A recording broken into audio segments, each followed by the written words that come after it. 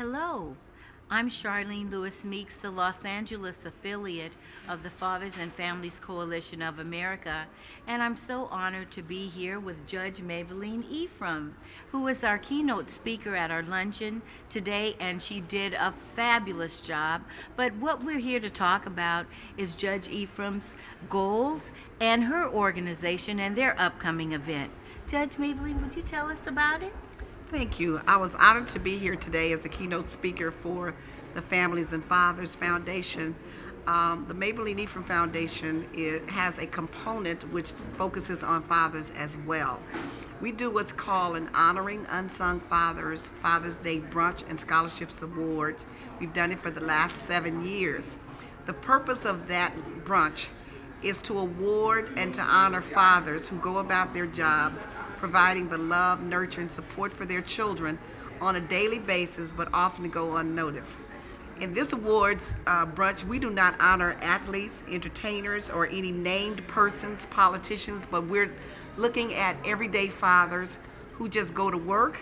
They go to school with their children. They take the children to school. They cook dinner for the children. They comb hair. They do trips. They do everything that a father does, but they often go unnoticed. And I designed this award show because I got tired of the negative comments about fatherhood, and I recognize that there are a lot of fathers out there who are doing their job, and I wanted to promote the positive attitude about fathers, to say to them thank you and we applaud you, and then to encourage those fathers who have been neglecting their duties to do what they're supposed to do as fathers. Yes, and during your presentation this afternoon, you gave a lot of practical advice to fathers. Would you like to share maybe your top 3 pieces of wisdom? Okay. One of the things I'm concerned about is fathers being responsible fathers and not weekend dads and not every other weekend dad, but being responsible fathers. And I encourage fathers to become actively involved in the lives of their children. And one way they can do that is by learning your child. Each father needs to study his or her child so that just like mothers, you will be able to tell when a child is sick, when a child is hurting. You know your child's favorite color. You know the foods they like and dislike. You know what makes them happy. You know what makes them sad. And you're just there for them so they can feel the love and the nurture and the protection. One of the other pieces of advice I give fathers is that you and only you can protect yourself from being a father, and you cannot blame the woman if you become a father unwillingly. So you have 2 or 3 choices, one of 3 choices in my opinion. You either abstain, you use a condom, or some form of birth control.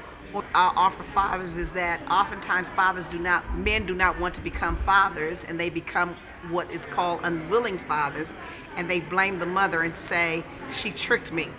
And I say to you as men that you have the responsibility to make certain that you do not become a father unwillingly, and you can control it. But what you have to do is one of 3 things: either abstain, use a condom or some form of birth control, or have a vasectomy. That's the way you guarantee that you do not become an unwilling father. The other thing I suggest to men, a point that becomes very contentious for them, is to go back into court to get modification of your child support orders when your circumstances change. Do not allow the order to accumulate at a rate that you know you cannot pay because you've become unemployed or underemployed or disabled or whatever. But go back into court and ask for a change of the support order. If you don't, the order remains the same, and you will be responsible for it whether you can pay it or not. It accumulates with interest, and it's collectible even after your death.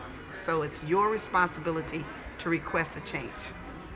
Well, these are definitely words of wisdom that you're giving us.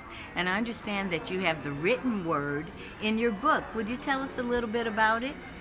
Thank you for asking. Yes, I finally penned a book. It's called Life Lessons from Judge Mablean, 52 Tools for Weekly Living. In it, I give some just basic points of wisdom, one for each day, each week of the year. That's why it's 52. For instance, I say, your children are not your pawns, and they are not your friends, and therefore you should not use the children as your children are not pawns, and therefore you should not use the children as a pawn in terms of child custody issues. Another piece of wisdom that I give in there is that the Fourth Amendment does not apply to your children's room. Search and seize. Parents need to know what's going on in their children's room and what's happening with them. Another pointer, for instance, domestic violence is a crime, and you will be and may be subject to arrest. So I just have some pointers for everyday living, 52 tools for weekly living. Oh, that's wonderful. And I'm sure that these are values that we all can live by in your book. Now, I understand that you have an upcoming event, your Huff Awards. Would you tell us a little bit more about that? Yes, I'm excited. This will be the 8th year of our Honoring Unsung Fathers brunch. It will be held on June 20th, 2010 here in Los Angeles. Plenty of food, great entertainment, and at this time we will give awards to fathers. The fathers are nominated from the community. We are accepting applications for a father. We do it in 5 different categories, and I'm proud to say that because we know that everybody is not alike. So we honor the single dad who has accepted the responsibility for caring for his or her child. We honor the divorced father. We honor who realizes I divorced mama, not my child. We honor the married father who is actively involved in the lives of his children. He's not just a dad in the home, but actively involved. We honor the village dad who has taken the role of father, who may or may not be a biological father of any of these children, a biological father of any of these children. And we honor what's called the living legacy. These are men who are 70 years old plus, and they are the what do you call it? They're the mark. We judge what being a father is by these men. They've shown us by example that they've been great fathers, grandfathers, community leaders, village dads, and they encompass all of it. And it's what every man should aspire to be. And it's a wonderful event. I've been there myself. What a great way to spend Father's Day with the best fathers that we've ever, the ones that are being honored, Yes. but also to bring your own father to a wonderful banquet, plenty of food, wonderful Plenty of hospitality. I mean, you outdo Great yourself. entertainment. Yes. Yeah, you know, we go crazy over Mother's Day, and what I'm trying to get people to do is to go crazy over Father's Day and know that Father's Day should be just as exciting as Mother's Day, and we should gather our fathers up, take them out to a wonderful brunch. We have entertainment by the best. Last year we had Tremaine Hawkins and Mike Phillips. We've had the likes of Donnie McClurkin. We've had Kirk Whalum. We've had Najee. I always bring an A-class entertainment for you, as well as the awards show, as well as good food, plenty of it, a buffet brunch, all you can eat, and it's more than you can eat. But it's just a time for families to get together with fathers on Father's Day and enjoy Daddy.